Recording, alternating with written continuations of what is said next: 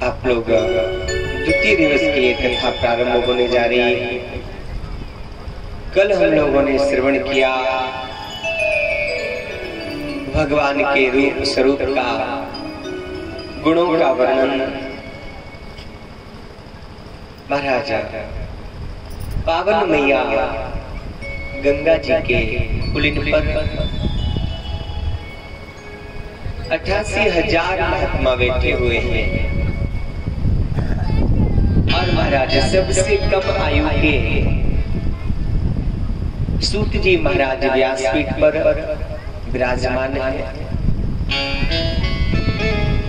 महाराज इन महात्माओं की एक विशेषता है,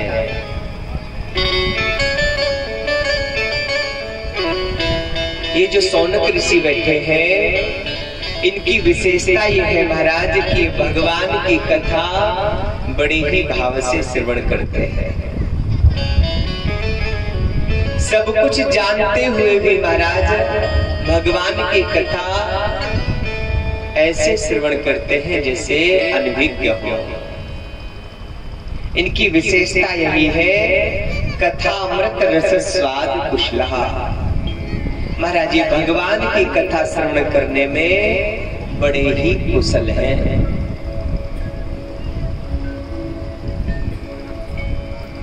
इन महात्माओं ने महाराज श्री सूत जी से प्रार्थना करते हुए कहा, हे सूत जी महाराज, ये कलिकाल है, इसमें जिसको भी देखो महाराज वो भय से परेशान है। तो आप कृपा करके इस अज्ञान को ध्वस्त करने वाला ज्ञान जो प्राप्त हुआ है, अज्ञान ध्वांत विध्वंस कोटि शूर शम प्रवाह सूताख्याहि कथा सारम मम कर्ण रसायनम। हे महाराज, आपके पास गुरुदेव भगवान की कृपा से आपको वो ज्ञान प्राप्त हुआ है, तो उस ज्ञान की कुछ किरणें हमारे हृदय पटल पर भी डाल दीजिए।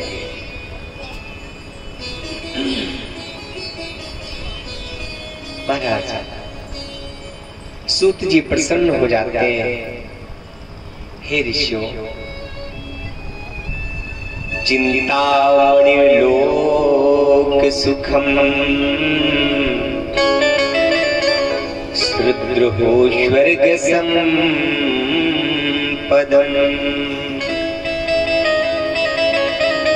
प्रियक्षति गुरु प्रीतो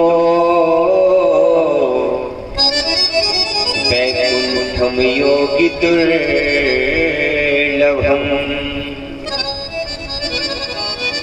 सूत जी कहते हैं ऋषियों, किसी को अगर चिंतामणि मिल जाए और कल्प वृक्ष मिल जाए तो चिंतामणि की विशेषता होती है महाराज कि आप उसको सामने रख करके जो भी इच्छा प्रकट करेंगे तत्काल वो वस्तु प्रकट हो जाएगी। और कल्प वृक्ष की भी महाराज यही विशेषता है कि आप कल्प वृक्ष के नीचे बैठ करके जो भी कल्पना करेंगे तत्काल आपकी वो इच्छा पूर्ण हो जाएगी। लेकिन हे ऋषियों, कल्प वृक्ष और चिंतामणि में महाराज वो सामर्थ्य नहीं है जो परमात्मा को प्रकट कर सके। ये तो सामर्थ्य सिर्फ और सिर्फ गुरुदेव भगवान की कृपा में है।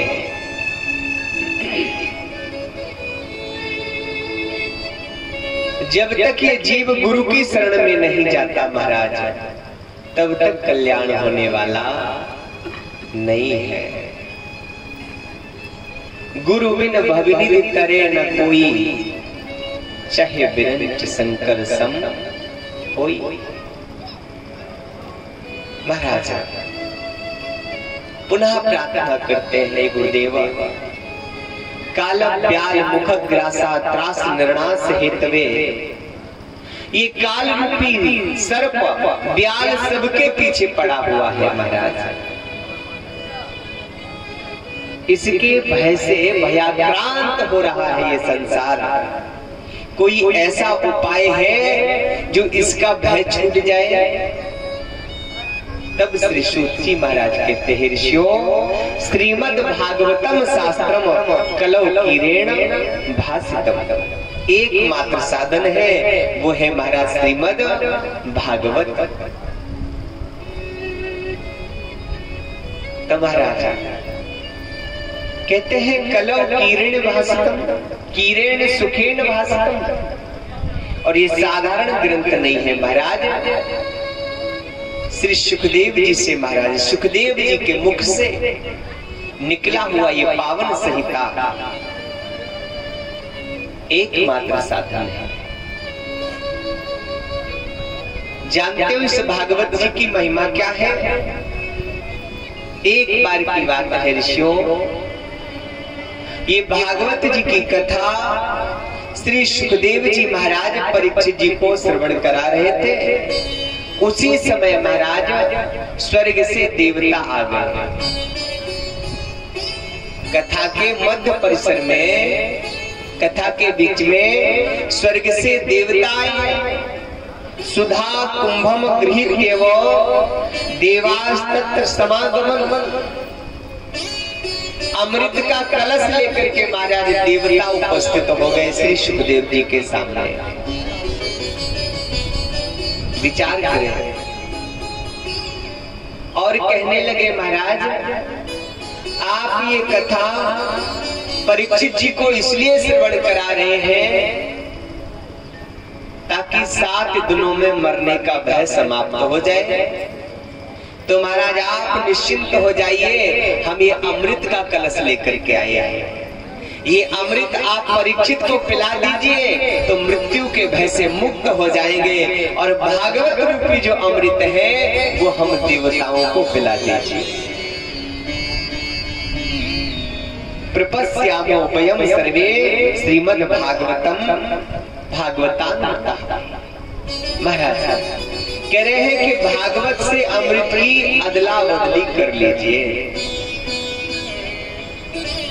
श्री सुखदेव जी महाराज तो महाराज देखते ही समझ गए कि देवता आए हैं। इनको बड़े बड़े मंत्रों से महाराज, बड़े बड़े भोगों से बुलाया जाता है, तभी भी नहीं आते। और आज बिन बुलाए अमृत का कलश लेकर के ये देवता आए हैं, तो कुछ न कुछ तो कारण होगा, क्योंकि देवता बिना कारण के आते नहीं है। बिना बुलाए महात्मा दजीज के पास में पहुंच गए महाराज, हड्डियां मांग ली उनकी। ये ऐसे देवता है, बिना बुलाए आते हैं तो आपत मान लो। महाराज समझ गए सुखदेव जी कि बिना बुलाए आए हैं, कुछ ना कुछ मतलब जरूर होगा। तो करे स्वकार कुशला सुरा, अपना काम बनाने में तुम देवता बड़े कुशल हो, बड़े मतलबी हो, स्वार्थी कह दिया देवताओं। देवताओं ने कहा महाराज हमें जैसे ही पता चला कि 7 दिन में श्री परीक्षित जी महाराज को मरने का श्राप मिला है, हम दौड़े दौड़े अमृत का कलश लेकर के चले आए महाराज, आप लीजिए और परीक्षित जी को पिला दीजिए, और बदले में बोले बदले में भागवत हमें श्रवण करा दीजिए। मुस्कुराए महाराज, श्री सुखदेव जी महाराज मुस्कुराए, देवताओं के ऊपर हंसे। अरे देवताओं, क्व स्वधा क्व कथा लोके क्व काचा क्व मणिर महान। अरे महाराज अगर बदला अदला बदली होती है ना तो बराबर की वस्तुओं में होती है, विनिमय किया जाता है तो वस्तु बराबर की होनी चाहिए। कोई कांच का टुकड़ा दिखा करके बहुमूल्य मणि अगर मांगे तो ये सौदा नहीं महाराज। डांट करके देवताओं को भगा दिया।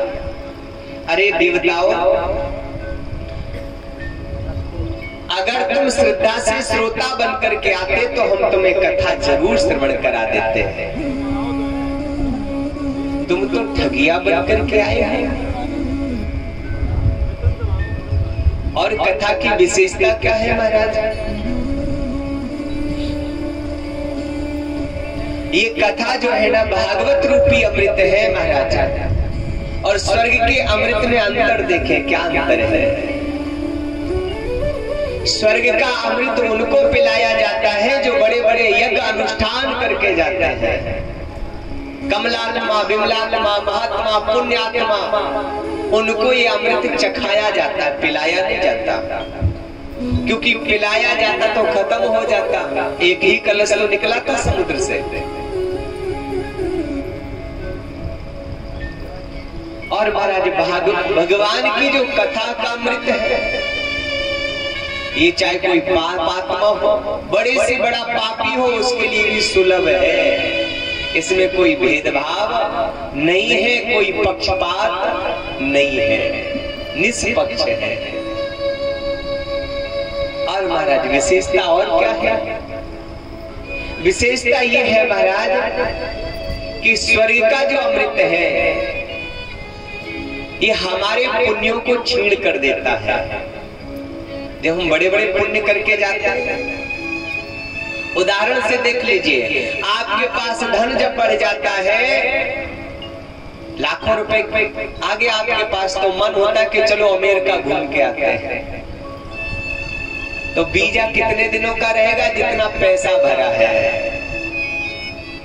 और पैसा खत्म होते ही वीजा कैंसिल, लौटिए अपने देश के लिए। यही तो होता है। इसी प्रकार महाराज स्वर्ग के भोग तब तक मिलते हैं जब तक हमारे पुण्यों की कमाई रहती है। क्षीणे पुण्य मृत लोकम विसंति। जैसे ही महाराज हमारे पुण्य समाप्त होते हैं, जीव को पुनः धरातल पर भेज दिया जाता है। जबकि भागवत जो है, भागवत रूपी जो अमृत है महाराज, ये हमारे पुण्यों को बढ़ाने वाला है और ये पुण्यों को घटाने वाला है। स्वर्ग का अमृत हमारे पुण्यों को क्षीण करता है, और भगवान भागवत का जो अमृत है ये हमारे पुण्यों को बढ़ा देता है। ये महाराज दीर्घजीवी बनाता है। स्वर्ग का जो अमृत है हमारी आयु लंबी बना देता है। मरना तो एक दिन सबको है, जिंदगी बढ़ जाती है, बस मरना सभी को है। ब्रह्मा भी बदलते हैं, इंद्र भी बदलते हैं, बस युग ज्यादा हो जाता है, समय लंबा हो जाता है। तो महाराज डांट करके जब देवताओं को भगा दिया तो देवता ब्रह्मा जी के पास में पहुंचे और कहा, हे बाबा, हम देवताओं को अधिकार नहीं मिला कि हम भागवत श्रवण कर लेते, और वहां तुच्छ मनुष्य धरती के प्राणी भागवत कथा सुन रहे हैं। ब्रह्मा जी बोले, देवताओं चिंता मत करो, चिंता मत करो, 7 दिन इंतजार करके ये देखो भागवत श्रवण करने के बाद परीक्षित का होता क्या है। 7 दिन के बाद महाराज भगवान भागवत की कथा श्रवण करने के पश्चात परीक्षित जी का जब मोक्ष हुआ तो लिखा है कि राज्यो मोक्षम तथा वीक्ष पुराधाता पिबेश्मितः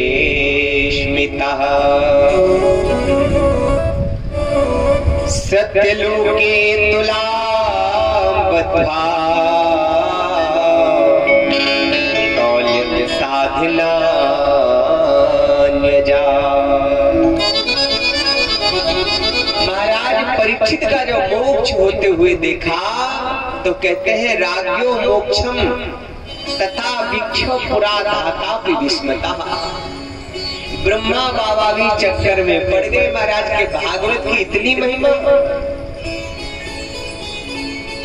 महाराज एक पलड़े पर समस्त शास्त्रों को रखा, वेद पुराणों को रखा, और तराजू के एक पलड़े में श्रीमद् भागवत जी को रख दिया। तो हुआ क्या कि लघु निम्न्यान जाता गौरवेण इदं महत्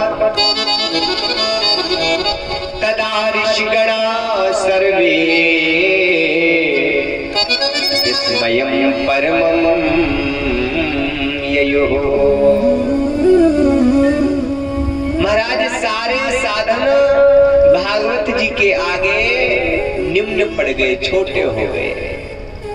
ऐसे श्री महाराज भागवत जी की महिमा। प्रसन्न हो जाते हैं सौनक ऋषि। हे गुरुदेव, ये भागवत जी की जो प्रारंभ हुआ ये कब से हुआ, कैसे हुआ, कुछ इसके विषय में आप हमें कृपा करके बताएं। तब श्री सूत जी कहते हैं, ऋषियों, एक बार की बात है कि एक दाही विशालाया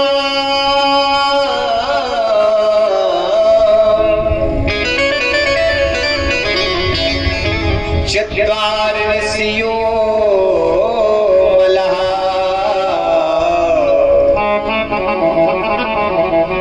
शतशृंगारम समायाता तत्र नारदम्।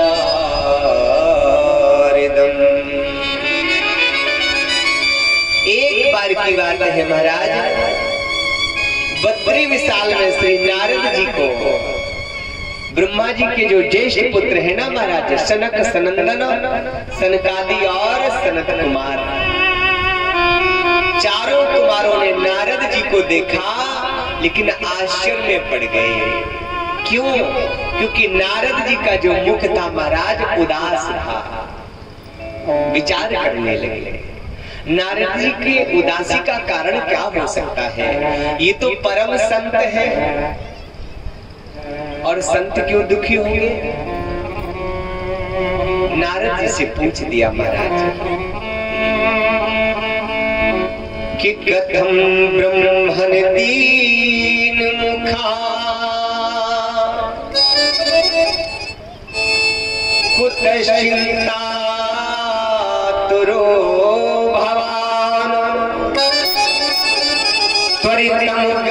में पुत्र कुतश्चागमनम् हे नारद जी, आपका मुख इतना उदास क्यों है? आप कहां से आ रहे हैं? उदासी का कारण तो बताओ। और आप उदास हैं ये बात समझ में नहीं आ रही, क्योंकि संतों को आशीर्वाद जब संतों का मिलता है तो संसारियों की चिंता दूर हो जाती है, और संत ही अगर चिंता में पड़ जाएंगे तो संसारियों का क्या होगा? कोई तन दुखी, कोई मन दुखी, कोई धन में राहत उदास, थोड़े थोड़े सब दुखी, सुखी राम के दास। और राम नाम रटने वाले भी अगर चिंता करेंगे तो फिर सुखी कौन रहेगा? तो हे बाबा, कृपा करके बताएं कि उदासी का कारण क्या है? क्योंकि संतों की रहनी तो अलग ही होती है महाराज, ये संसार को अपना मानते ही नहीं है। दुख कहां से उत्पन्न होता है महाराज? जहां अपनापन होता है। उदाहरण से देखें, एक व्यक्ति चाय पी रहे थे सज्जन, अखबार में न्यूज आई, अंबाला एक्सप्रेस पलट गई और हमारा 350 लोग मारे गए। बच्चे ने पूछ दिया, पिताजी क्या हुआ, कौन कौन मारा? अरे बेटा, मरते रहते, भारत बहुत बड़ा है, बहुत जनसंख्या बढ़ी हुई, मरते रहते लोग। इधर मेरठ के पास में ट्रेन पलट गई, 350 लोग मारे गए। तुम तैयार हो जाओ बेटा, हम तुम्हें विद्यालय छोड़ देंगे, वहीं से निकल जाएंगे। चाय की चुस्कियां लेते जा रहे हैं, न्यूज पढ़ते जा रहे हैं। 350 लोगों के मरने की खबर सुनकर के कोई असर नहीं हुआ।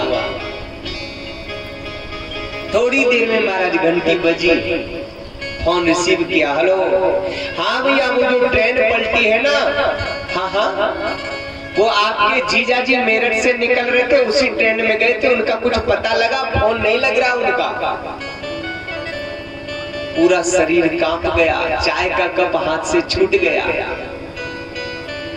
अभी 350 लोग मारे गए थे तो क्या कह रहे थे कि बहुत जनसंख्या है, कहाँ कमी है, मरते रहते हैं लोग, ट्रेनें पलटती रहती हैं। तब कष्ट नहीं हुआ महाराज। कष्ट कब हुआ? जहां अपना जुड़ा हुआ है कि जीजा भी उसी ट्रेन में बैठे थे, जीजा जी बैठे थे। तो महाराज संत कहते हैं कि ममता अगर लगाओगे तो कष्ट जरूर मिलेगा। इसीलिए महाराज जो संत महापुरुष होते हैं, ज्ञानी होते हैं, वो अपने शरीर को भी अपना नहीं मानते। कहते भैया, जिसको अपना मानो वहीं से दुख मिलता है। विचार करके देख लीजिए, संतों ने संसार के लिए आदेश किया है, एक बोर्ड लगाया है, संसार दुखालयम, संसार शाश्वतम दुखालयम। ये तो महाराज दुखों का ही घर है, सुख की कामना मत करो। अगर सुख चाहते हो, आनंद चाहते हो, तो आनंद की शरण में चले जाओ।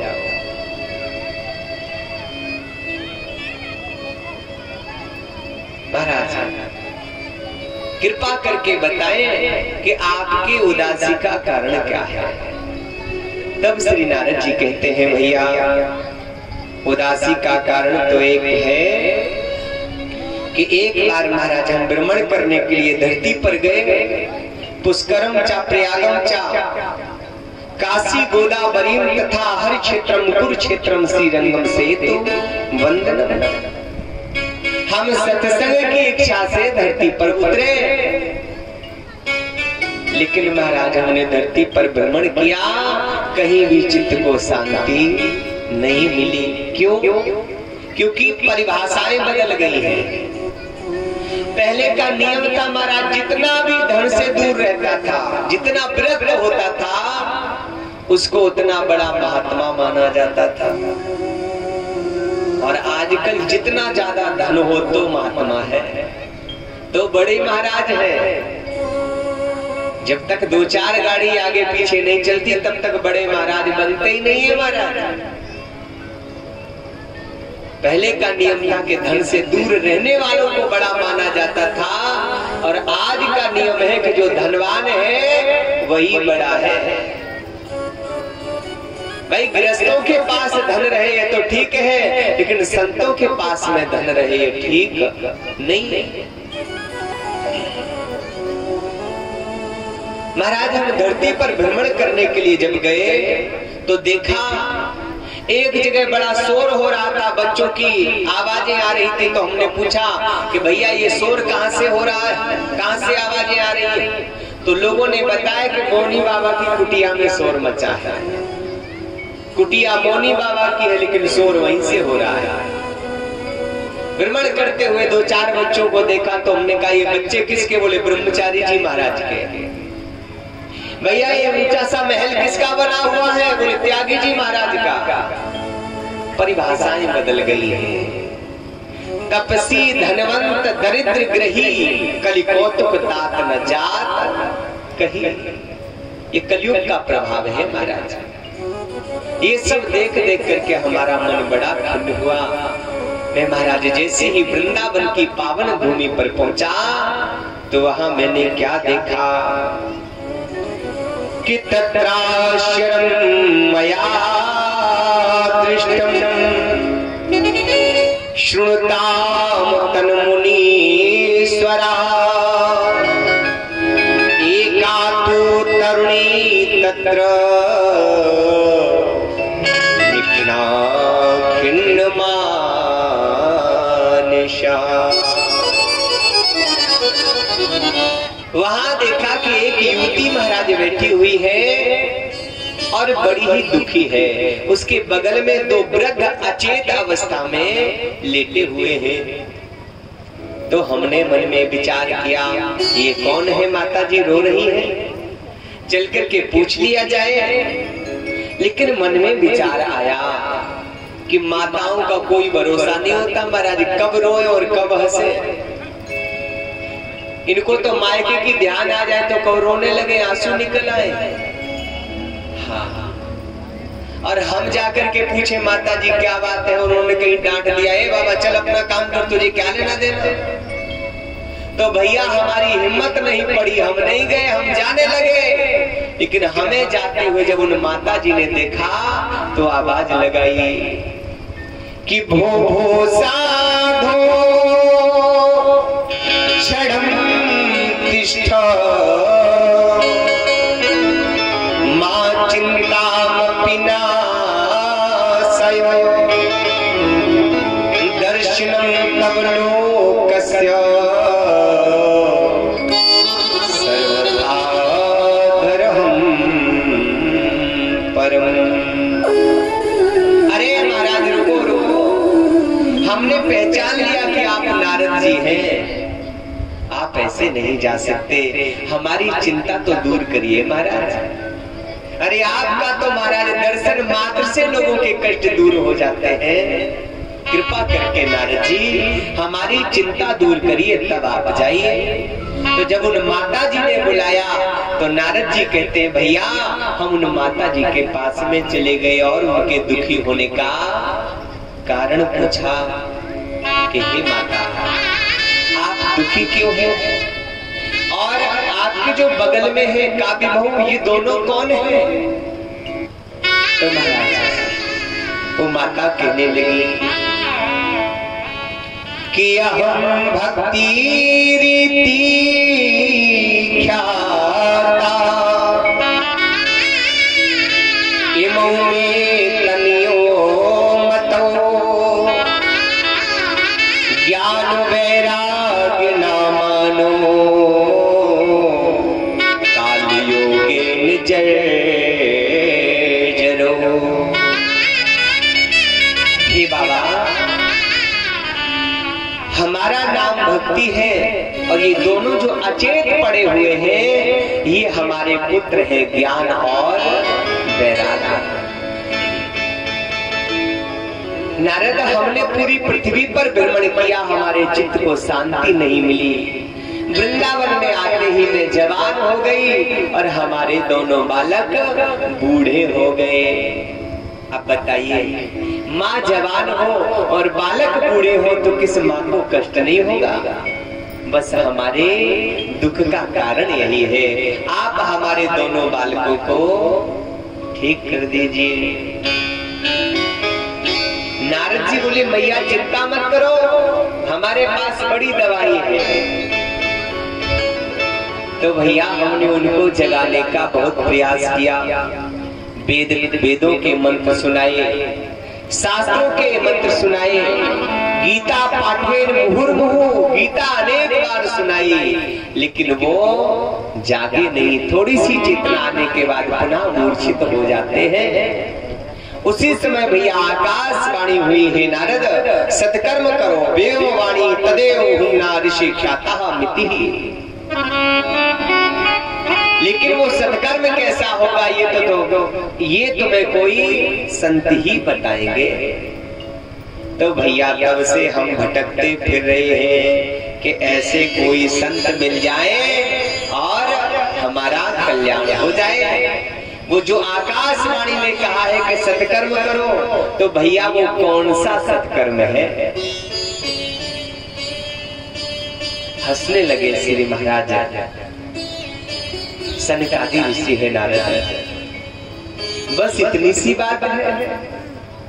अरे जिस सत्कर्म की आप बात कर रहे हो हे नारद, ये कुछ और नहीं है, ये महाराज श्रीमद् भागवती लापा सातु गीता सुका दिव्य, ये महाराज श्रीमद् भागवत है और कुछ नहीं है। नारद जी बोले, महाराज हमें कुछ पल्ले नहीं पड़ रहा है, भागवत से ये ठीक हो जाएंगे? बोले हाँ महाराज, हमने वेदों के पाठ सुनाए, वेदों के मंत्र सुनाए, उससे कुछ नहीं हुआ। बोले एक बात बताओ नारद, वेद वृक्ष है, भागवत फल है, निगम कल्प तरोर गलितम फलम। ये जो भागवत है ये महाराज वेद रूपी वृक्ष का परिपक्व फल है। अच्छा महाराज, ये कैसे मान लिया जाए कि महाराज ये परिपक्व फल है? बोले इसलिए परिपक्व है क्योंकि जब फल पक जाता है तो डाली से अपने आप टूट के गिर जाता है, और जो कच्चा फल होता है उसे तोड़ना पड़ता है, और जो पक जाता है तो डाली उसको अपने आप छोड़ देती है। अच्छा तो महाराज ये कौन सी डाली से गिरा है?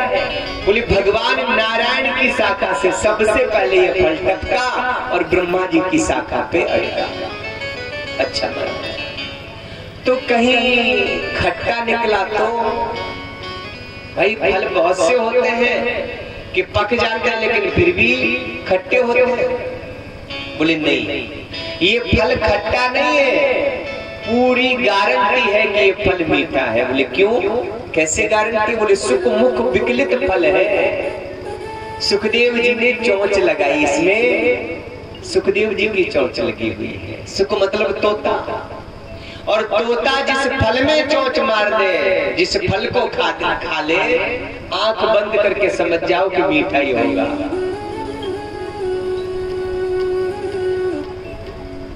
अथवा वो फल ही मीठा खाता है, अथवा तोते की चोंच लगने से मीठा हो जाता है, लेकिन मीठा होता है। तो सुखदेव रूपी तोते ने चोंच लगाई इस फल में, इसलिए खट्टा होने का कोई। अच्छा महाराज, लेकिन इतने ऊपर से गिरा है जब नारायण की शाखा से, और धरातल पर गिरा होगा तो महाराज ये टूट गया होगा, छत बिछत हो गया होगा। बोले नहीं, शाखा प्रति शाखा,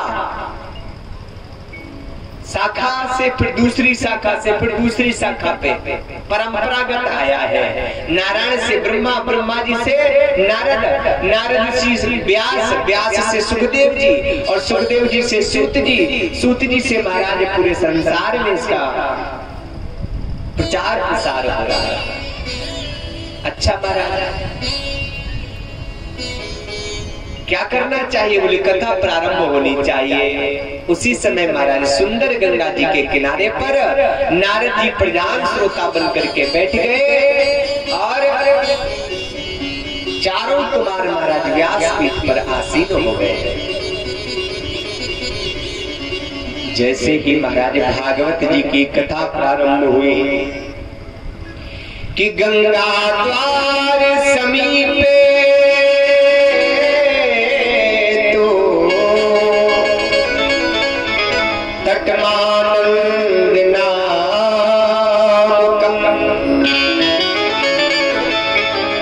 सुंदर महाराज गंगा जी के पावन कुलिन पर ये बालू की महाराज रेत इकट्ठी कर करके व्यासपीठ बना दी गई। चारों कुमार बैठ गए और जैसे ही महाराज भगवान की भागीरथी प्रवाहित हुई तो कहते हैं कि भृगुर वशिष्ठ च्यवनश्च गौतमो मेधातिथि देवल देवरातो रामस्तथा गाधिसुत शिशाकिलो मृकंड पुत्रात्र जीवे पिप्पलादः योगेश्वरो व्यास पाराशरो चा छाया सुको जाजल मुख्या सर्वे मुनि गुणा सह पुत्र शिष्या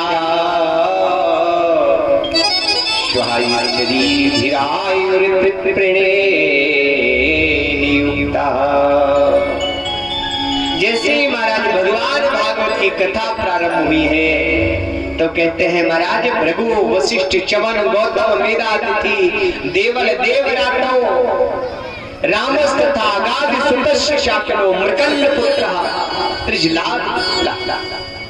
महाराज बड़े बड़े उच्च कोटि के संत दौड़े दौड़े चले आ रहे हैं। ऐसा कैसे हुआ महाराज? आजकल तो बुलावा देने पर भी लोग नहीं आते और यहाँ बुलावा किसी को नहीं गया महाराज। पता चल गया कि भागवत प्रारंभ हो रही है तो महापुरुष दौड़े दौड़े चले आ रहे हैं। कारण क्या है? आजकल लोग क्यों नहीं आते बुलाने पर भी? क्योंकि महाराज भगवान कहते हैं निर्मल मन जन सो मोह पावा मोह कपट छल छिद्र न भावा। जिनके मन में निर्मलता होती है भगवान की भागीरथी में दौड़े चले आते हैं गोते लगाने के लिए। और जिनके मन में पाप भरा हुआ है महाराज कि तुलसी पिछले पाप सो हरि चर्चा न सुहाय जैसे जुर्गे आए सो भोजन की रुचि जाए। अगर मन में पाप लिए हो आपके हृदय में पाखंड पनप रहा है छलदम्ब भरा हुआ है तो भगवान की कथा अच्छी नहीं लगती महाराज। सब्जी कितनी भी अच्छी बनी हो अगर शरीर में बुखार है स्वाद नहीं मिलेगा। कितना भी अच्छा शाही पनीर रख दो स्वाद नहीं मिलेगा क्योंकि तबीयत बिगड़ी हुई है। इसी प्रकार जब तक मन में पवित्रता नहीं होती महाराज कितनी भी अच्छी कथा चलती हो आनंद नहीं आता क्योंकि मन में पाखंड भरा हुआ है और जिसके मन में पाखंड भरा हुआ है कथा अच्छी नहीं लगती। वो तो किसी और ही महाराज रोग से ग्रसित है ना।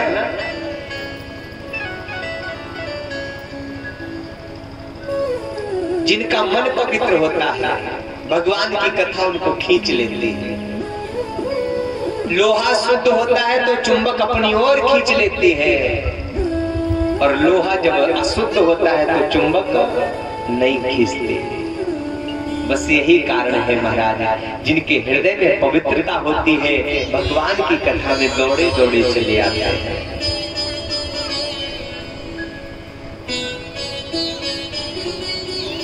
महाराज कथा प्रारंभ हो गई। श्री शौनकादि ऋषि कहते हैं कि सदा से प्यार, सदा से प्यार श्रीमद् भागवती कथा यस्य श्रवण मात्रेण हरिचित्तम समाश्रयेत्।